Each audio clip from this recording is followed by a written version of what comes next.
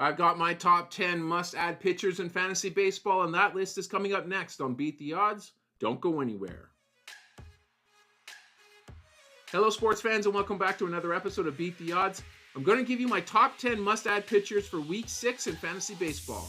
If you like this content, then please smash that like button. A special thanks goes to all of our subscribers who have been watching these videos, as you now account for 15% of all viewers. To the other 85% of viewers that haven't yet subscribed, I encourage you to do so as it helps me create these videos for you. Also, leave a comment on a player that you think deserves to be on this list. Do you have a burning fantasy baseball question? Ask me on Q. Go to askmeonq.com/beattheodds, submit your question, and for a small fee, I will personalize a response and send it to your email. It's super easy to do, and it's a great way to get fantasy baseball advice while also supporting this channel. Now let's get started with number 10. We got Eric Fetty, 11% owned, a win, 16 strikeouts, .77 ERA, and a .77 whip over the last 2 weeks. The White Sox may not be an ideal spot to find quality starting pitching, but Fetty is doing enough to start the season to allow me to take a closer look. His last start against the Twins, where he punched out 11 hitters in 6 innings pitched, while only allowing a run, put him into the spotlight. His success this season has come on the strength of his sinker, which batters are hitting almost 100 points lower compared to last year. Let's go to number 9. We have Keaton Winn, 15% owned, 2 wins, 16 strikeouts, 2.12 ERA, and a 1.06 whip over the last 2 weeks. Now, what do I like about Winn? His name, especially if he starts to capture more victories this season for the Giants. But more importantly, his opponents hit the ball on the ground in almost 60% of his plate appearances. That's a great way to limit damage, especially when he's prone to giving up some hard contact.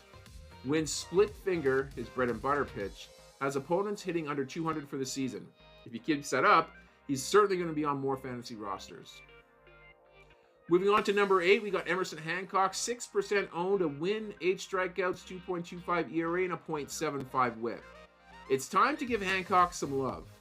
Outside of one poor start against Milwaukee, he has pitched 4 useful games, 3 of those quality starts, while picking up 3 victories. We already understand how much of a pitcher's park T-Mobile Stadium is, so to get a piece of the rotation can be able to strengthen some of your team's pitching ratios. The real question is whether Hancock remains once Brian Wu returns. Moving on to number 7, we got Bailey Falter, 5% owned, 2 wins, 15 strikeouts, a 2.12 ERA, and a .82 whip. Falter is piecing together a nice run of starts, including a 7 innings pitched masterpiece against the hard-hitting Brewer squad his last time out.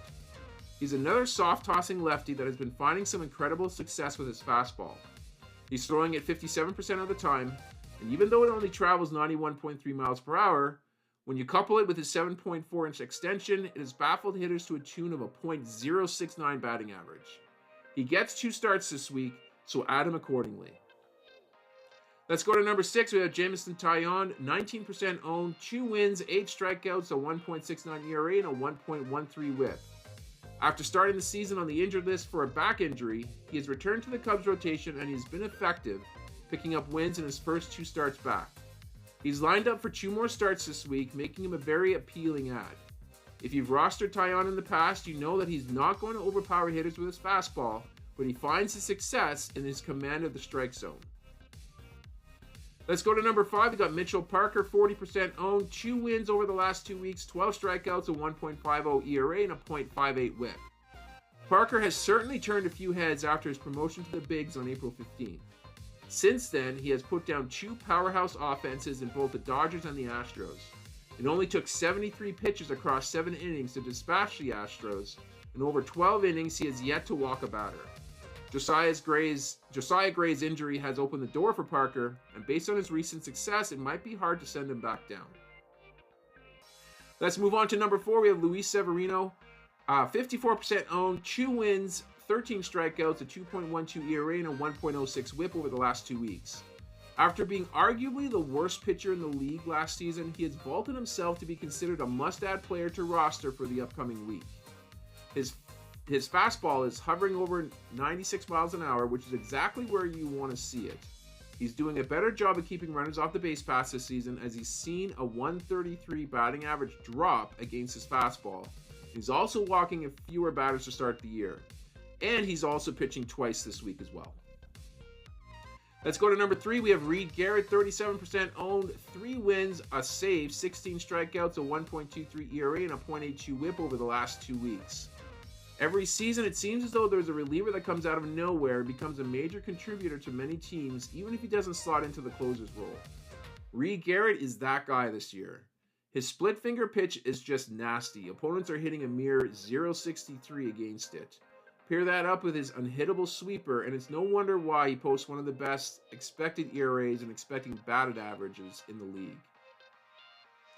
Let's go to number 2. We have Joel Payamps, 46% owned. Over the last 2 weeks, he's got a win, 3 saves, 5 strikeouts, 0 ERA, and a .63 whip.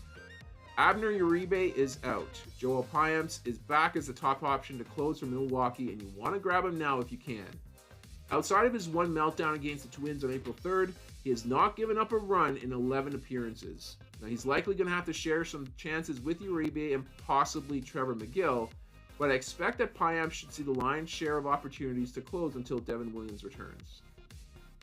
And finally, at number 1, we have Kyle Bradish, 56% owned. He hasn't pitched yet this year, but I would hurry now and I'd check to see if Bradish is available on your waiver wire. He was dropped in many leagues once news broke out of his UCL sprain, but he has made a speedy recovery and he deserves to be picked up in any league that he's available. There's so much to like here. Team context, ballpark, run support, low walk rate, success last season, and more and more and more. He should be able to pick up where he left off and put together another successful season this year. And that's going to do it here for this episode. I hope you guys enjoyed it. If you did, please leave a like on the video and of course subscribe to the channel for more content like this. I'm going to sign off for now, but I will catch you guys on the next episode.